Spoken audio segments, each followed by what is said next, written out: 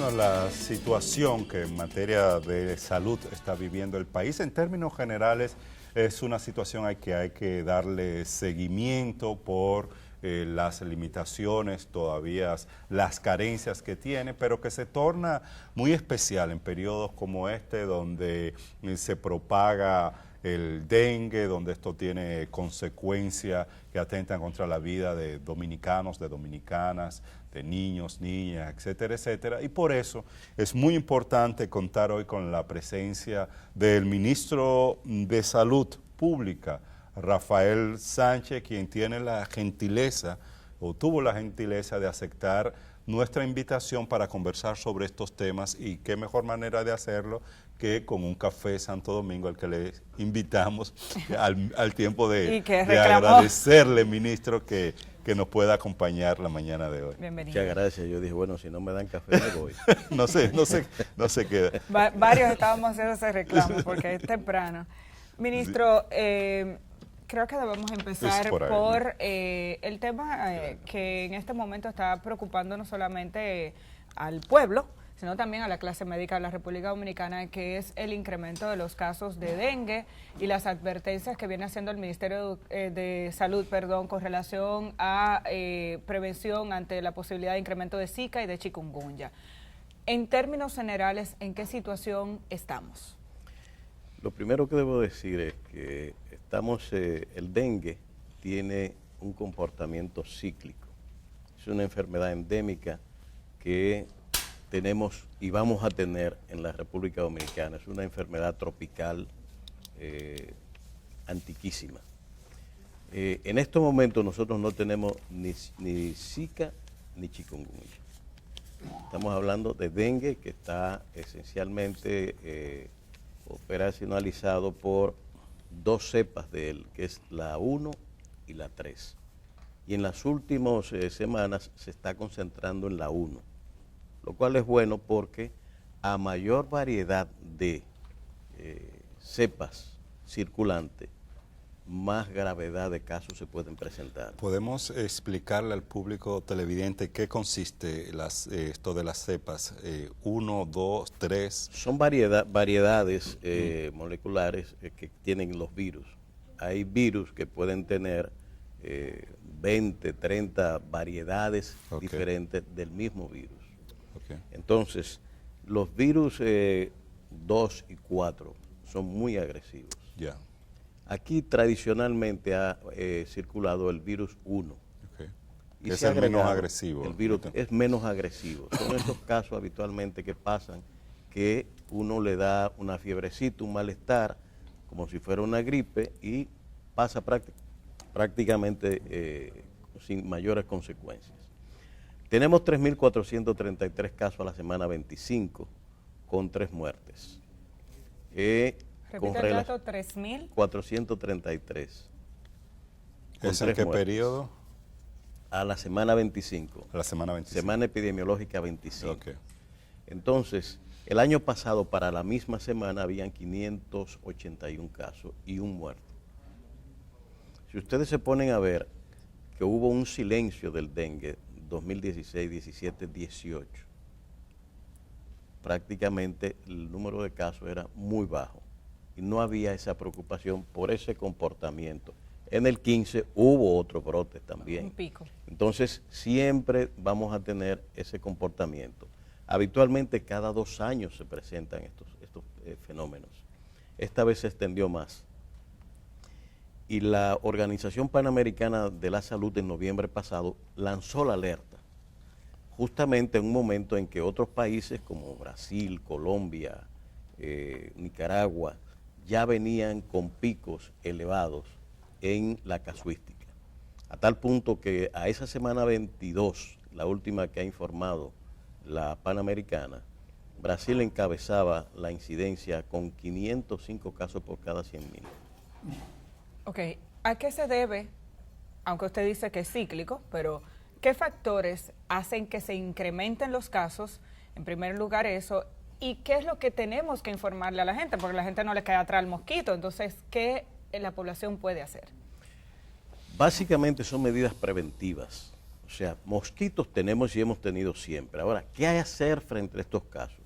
Yo creo que en la familia, el ciudadano, los cacharros que preservan agua limpia, que puede ser citadamente cualquier cosa, un vasito de esos plásticos que guarda un poco de agua limpia, ahí va el mosquito y pone sus huevos y se reproducen las larvas. Por eso hablamos de los cacharros, que hay que estar permanentemente limpiando. Incluso gente que tiene el cultivo de algunas matas ornamentales, como el magueyito, que ustedes saben que tiene un tallo que acumula agua en eso. Eso es una Las vía. bromelias, por ejemplo. Bromelias por igual también, o sea, que crían mosquitos. Toda forma que facilite la crianza de mosquitos hay que eliminarla de la casa.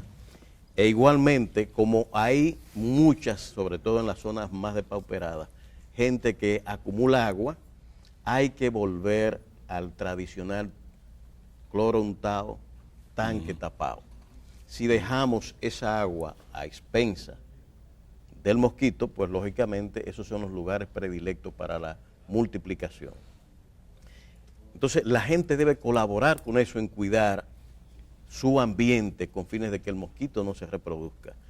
Por otro lado, nosotros acompañamos ese proceso con la herbicida, de manera que esos tanques que tienen agua, se le pone la herbicida que elimina las larvas. Se hace la fumigación casa por casa y la del ambiente, e igualmente hacer la limpieza de las cañadas. Fíjese que la mayor incidencia está donde hay cañadas, porque se acumulan muchos plásticos y muchos elementos ambientales que facilitan el crecimiento del mosquito. Entonces, todas esas medidas de participación de la gente son importantes, entre ellas los signos de alarma. Es decir, no quedarse en la casa pensando que una fiebre se trata de algo ligero, que sencillamente porque puede ser un dengue. Okay. Y entonces acudir al médico, al centro médico más cercano, con fines de que se haga el triaje adecuado y determinar si se trata de una simple gripe o una fiebre que tenga que ver con... Ustedes lo que recomiendan es que en caso de fiebre se acuda al médico. Se acuda al médico. Se acuda al médico. Y en los hospitales, entonces, y eso lo estamos trabajando con el Servicio Nacional de Salud, realizar el triaje de los procesos febriles, porque son cientos los procesos febriles que hay. Ajá. Entonces, lo importante es que el expertise de los médicos, que tenían 3 años que prácticamente no veían dengue, incluso yo siempre digo que hay una generación de residentes que salió de los hospitales prácticamente sin ver dengue. Okay. Y entonces hay que ver los dengue. Y esos protocolos están bien definidos. Los protocolos en los están hospitales. hechos. El gran problema en materia del manejo del dengue es el desapego a los protocolos. Ese es el gran problema.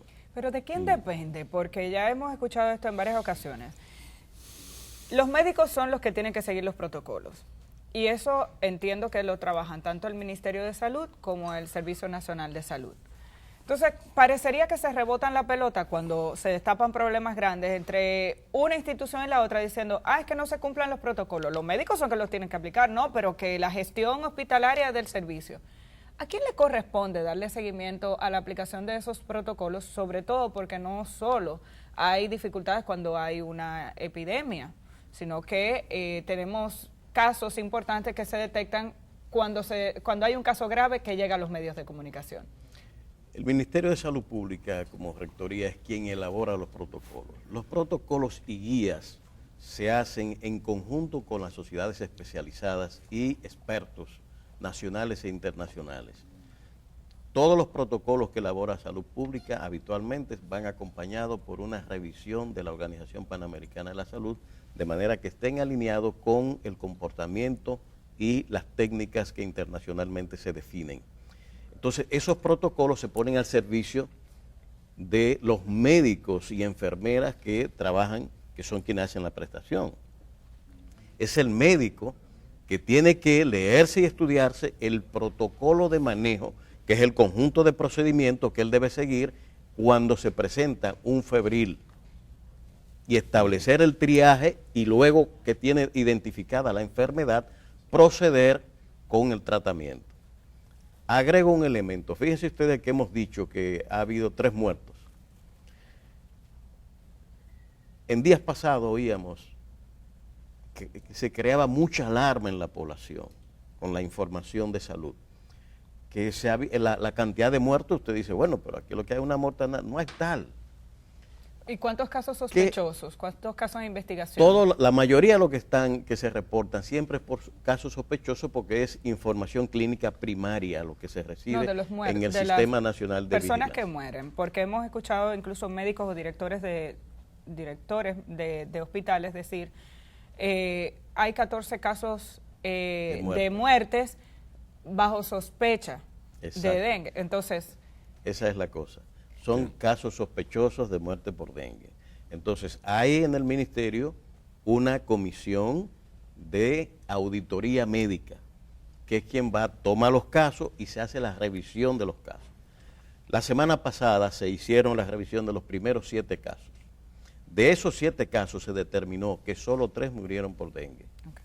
Y de esos 3 que murieron, los 3 murieron por fallas en la aplicación y manejo de los líquidos esencialmente, lo cual es importante. Una vez que usted establece el dengue es una actividad una enfermedad de duración breve, pero muy dinámica, y que tiene que ver sobre todo en niños menores de 10 años con el movimiento de los líquidos y la hipotensión que se presenta con esa correlación. Se ingresa un niño de estos que murió y ingresa tratado como amigdalitis. Usted nunca va a llegar a un manejo certero si usted está pensando que es una amigdalitis, que es como decimos, cualquier familia puede decir, vamos a ponerle un benzetacil y muerto ese abejón. Si usted sigue pensando equivocadamente que es una amigdalitis, no un dengue, y el dengue crea una depresión de líquidos, es decir, ascitis, que son signos mayores ya, la extravasación de líquidos que se acumula. Recuerde que usted está hablando para un público no médico. ¿De qué usted? Háblenos en español. ¿Qué puede? Sobre todo porque a mí me interesa que los padres que nos están viendo, o los adultos, porque el dengue no solamente afecta a los niños. Claro, claro. Lo primero es que el dengue puede matar. Sí, eso es una información importante y es una de las razones esenciales por las que queríamos que usted viniera. Entonces, si una persona llega con fiebre a un hospital o a un centro clínico de nuestro país, ¿qué tiene que tomar en consideración para estar pendiente incluso de que los médicos, si están despistados, presten atención a su caso? El febril, una vez que llega, el médico lo primero que tiene que hacer es hacer lo que le decía el triaje, la separación de las otras fiebres. Y una vez que está convencido de que tiene fiebre, de que tiene dolor de cabeza, náuseas, vómitos, diarrea, un conjunto que se puede presentar de manera diferente en un paciente que tiene hipotensión, que tiene deshidratación, y todo eso va en la línea de un posible dengue. Caso de dengue. Se hacen examen de plaquetas, que todos sabemos que se toman unas mediciones. Nosotros sugerimos la aplicación de un sistema de la ELISA, que es la prueba que se usa, pero que se tarda muchos días. Y que es preferible el uso de la NS1, que es una prueba más rápida y que nos induce inmediatamente, nos orienta en el manejo. ¿Qué hay que hacer con este tipo de pacientes? Hay que vigilar en niños la presión arterial y el manejo de los líquidos, que es fundamental. Porque uno de los fallecidos se hizo por petición, de alta petición de la familia. Desaparece la fiebre y presionan a que no, venga, búsqueme, que ya el muchacho está bien, yo me lo llevo. Y se lo lleva para la casa, pero el niño tenía citis. Lo que significa que tenía hipotensión también. Entonces ahí fallaron los protocolos. Ahí quizás, y la familia. estaba dentro, la presión de la familia fue quien indujo a que abandonara el hospital. Todo lo que estamos diciendo, bueno, en la familia la gran responsabilidad es de acudir a los hospitales, al centro de salud, inmediatamente ven caso de fiebre, una situación de fiebre en el paciente. Moverse a un centro de salud y los médicos cumplir con ese protocolo que usted señala que está definido. Sin embargo, hay un conjunto de autoridades, porque está el Ministerio de Salud, pero otras instituciones del Estado que tienen la responsabilidad de actuar con eficiencia en medio de una situación donde se incrementan los casos de dengue, como es la situación en la que estamos viviendo hoy, producto de ese ciclo al que ya usted hacía referencia. Sabemos de una reunión que hubo en Palacio esta semana entre diversas instituciones del Estado, pero la pregunta es, ¿existe ese nivel de coordinación entre las distintas instituciones del Estado para enfrentar esta situación que se está viviendo hoy respecto al dengue? Y más allá de las instituciones del gobierno central están las instituciones municipales también. ¿Qué se está haciendo para...? Se ha creado una mesa de dengue donde está FEDOMU, está el Servicio Nacional de Salud, están sindicatos, las sociedades especializadas, las direcciones provinciales de salud, los senadores incluso en muchísimas provincias están participando y la parte política también, con fines de dar respuesta absoluta a estos casos. Está Obras Públicas, está las Fuerzas Armadas, está participando también la civil. ¿La sociedad civil? La defensa civil. La defensa civil en todos estos procesos. Es decir, esa mesa es la que está coordinando, como se hace todos los años, las labores en ese sentido. Y detrás de ella está la Comisión Científica de Auditorías Médicas, que los casos de fallecimiento hace la evaluación y va estableciendo la sospecha de muerte por dengue, la va estableciendo si se dio o no se dio por dengue, que es importante para las estadísticas nacionales. En esencia, yo le puedo decir, mire, de los 10 países más afectados de las Américas, nosotros estamos en el número 9. El número 9. Con una tasa de incidencia, bueno, si le digo que en la semana 22 Brasil tenía 505 casos por cada 100.000 habitantes, nosotros tenemos 12.8 casos por cada 100.000. Fíjese la diferencia que hay. Venezuela, que era el número 10, ya prácticamente está igual que nosotros. Claro, 3.400 casos con relación a 500 y pico, significa exacto, que tenemos un incremento. Lo que pasa es que si no se entiende el comportamiento cíclico, la comparación no la puede hacer con el año de desaparición prácticamente del dengue, sino con los periodos de crisis y sobre todo en las Américas, porque habitualmente es un comportamiento general que tiene que ver con cambios climáticos y vamos a ver en el futuro con las cosas como van el clima, que este tipo de enfermedades tropicales serán más agresivas en el futuro. Ahora, yo no quiero que usted esté con nosotros y solo dedicar este espacio al dengue. Tenemos otros temas de salud que también son relevantes y me quiero ir específicamente al tema de acceso a los servicios de salud. Sigue siendo un dolor de cabeza para la familia dominicana el tener facilidades de acceso a servicios de salud, pese a que se incrementan los hospitales, pese a que se ha aumentado la cobertura a través del seguro del gobierno, que es el SENASA. La sociedad dominicana sigue teniendo serias dificultades y enfrentamientos con las aseguradoras. Tú llegas a un centro de servicio, tú pagas un plan, los que trabajan cotizan regularmente, el plan dice que usted tiene acceso a una serie de cuestiones y una cobertura específica, pero cuando usted llega a la clínica o al centro médico, al centro de salud, la realidad es otra. ¿Qué nivel de participación tiene el Ministerio de Salud en esta discusión que se está haciendo recurrente, donde cada quien está hablando para su lado? Los centros privados, sus intereses, los médicos, sus intereses, y el paciente sigue estando en el medio, pagando una cobertura de salud con la que no se cumple? El Ministerio participa de todo el sistema, o sea, como rector del sistema, en todas las discusiones que se dan en esta dirección. Lo que yo puedo decir es que nosotros tenemos un mayor acceso a la salud en este momento. No la que deberíamos tener, pero no tenemos menos que la que había antes. Es cada vez mayor y de mejor calidad. El gran desafío que tenemos ahora es la calidad que ese acceso necesita, como yo le acabo de explicar el dengue ahora. Los fallos y las muertes por dengue, esas 3 que estoy diciendo, ¿se deben a qué? A no aplicación de los protocolos. Y eso refiere a calidad de la prestación de la atención. Lo cual, el primer deber que se tiene es evitar la letalidad de una enfermedad. La cobertura de la seguridad social es cada vez más elevada, aumentando los subsidiados mucho más cada vez. Y por tanto, el gran desafío está, y los pleitos que usted dice que tienen que ver Andeclipe, que tiene que ver el colegio médico con el tema de las glosas, vamos a decir, ese descomponer la cantidad de procesos que se hacen y que son cubiertos por la seguridad social y que al glosar quedan en manos o del Estado o del bolsillo del paciente.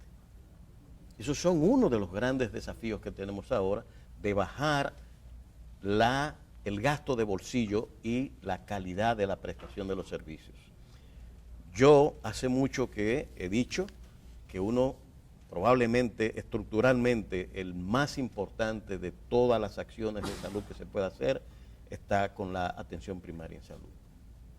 Es lo único que a nosotros nos va a revertir todo este esquema de funcionamiento hospitalario y de especialistas para una atención centrada en una puerta. ¿Y qué hay que hacer para que comience a funcionar? Eso está en la ley. Sí, lo sabemos, pero pasan los años y no se termina de entrar. Nosotros estamos trabajando, tuvimos en junio, un seminario internacional, un foro sobre atención primaria, donde asistió la directora de la OPS, Clarissa Etienne, y expertos de varios países que expusieron las ventajas o los avances que habían tenido algunos países, unos en materia de financiamiento como Uruguay, que creó un fondo bancomunado.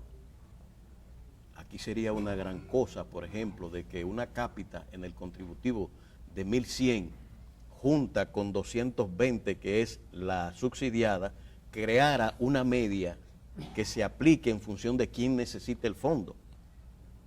Yo creo que eso es un acto solidario entre los dos sistemas que va a ayudar a la prestación de los servicios. Es que parece que los recursos nunca son suficientes. Pero porque la población aporta y aporta bastante. ¿Quién se queda con ese dinero?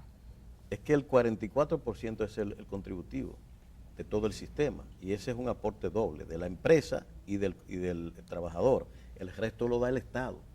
Lo da en el subsidio de los 220 que da a SENASA para esa cobertura, y lo da también en el aporte que da a cada hospital público para que cubra sus necesidades. Y el otro factor que queda fuera de ahí es el gasto de bolsillo que tiene que poner el paciente para completar la atención que recibe. Sí. Esa es la estructura, cómo funciona. El Ministerio de Salud forma parte de la comisión creada para darle seguimiento a los casos de violencia contra la mujer que hay en el país. Sí. Recientemente el Ministerio de Educación manifestó su intención de iniciar un proceso para discutir una política de género, la inserción de una política de género en el sistema educativo en la República Dominicana, que ha generado muchísimo debate, esta intención.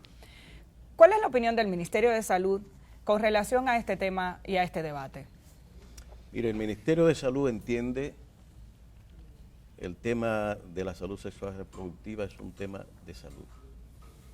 Y por tanto, un factor clave en todo este proceso es desarrollar educación de la salud sexual y reproductiva bien temprano en las escuelas, con fines de que el ciudadano desde muy temprano tenga bien claro los roles de género que los seres humanos tenemos y la separación de lo que es la biología que tiene que conocer el niño bien temprano y los comportamientos sociales que derivan habitualmente en el tema de violencia de género. De manera que los procesos educativos tienen que ir acompañados. La salud es un fenómeno biopsicosocial. No es verdad que la salud es un elemento biológico únicamente. El ser humano es integralmente eso y no se puede hacer una segmentación de un componente olvidándose del otro, porque es mentira que funcione de otra manera. De manera que todas estas labores que se hacen para clarificar en la población, sobre todo la juventud, la sexualidad y los comportamientos sociales que implica, que se derivan de la distinción de género, tienen que quedar clarificados en el niño desde muy temprano, de que somos seres humanos con diferenciación de género, pero con obligaciones sociales similares para ambos. Está en debate desde hace tiempo el tema de la reforma de la seguridad social. En esta semana el Senado aprobó en segunda lectura la modificación de algunos artículos de la ley 87-01. ¿Qué esperar de este proceso? ¿Cuándo tendremos definitivamente una reforma dirigida a atender las expectativas de la ciudadanía? Muy brevemente, porque se nos acaba el tiempo. Bueno, el Senado acaba de aprobar algunos elementos que estaban acá. Nosotros tenemos, fíjense, eliminando el IDSS, algo que se debió haber hecho hace muchos años, porque esa es la versión primaria de la seguridad social aquí, que para la época cuando existía, pues lógicamente estaba basada básicamente en prestación a cañeros y una serie de personas de muy baja posicionamiento en el sistema productivo. Pero ya hoy eso no tiene sentido. Y lo que se ha ido es a un instituto ya nuevo que ofrece unas posibilidades mucho mayores. La infraestructura del IDSS se ha pasado ya al Servicio Nacional de Salud y vamos en ese proceso de reforma en ese sentido.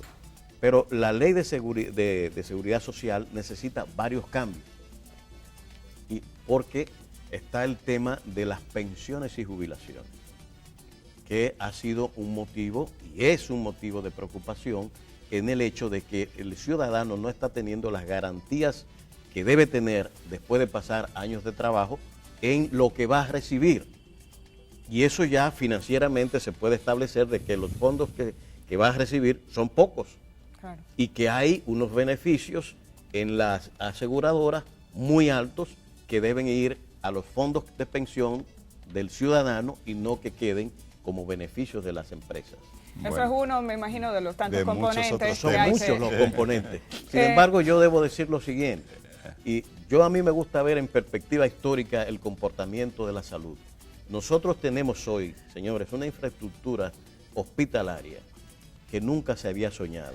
Bien. Yo que la he conocido por años, puedo decir de que estamos en un gran momento para el cambio de la salud, y si nosotros mejoramos el apego a los protocolos y la calidad de la prestación de servicios, la ciudadanía va a notar los cambios rápidamente. Muchas gracias, ministro. Le agradecemos su presencia hoy, agradecemos que todos ustedes hayan estado con nosotros y les invitamos ya a que el próximo lunes, nueva vez a partir de las 6 de la mañana, estén con nosotros y que tengan un muy buen fin de semana. Hasta el lunes.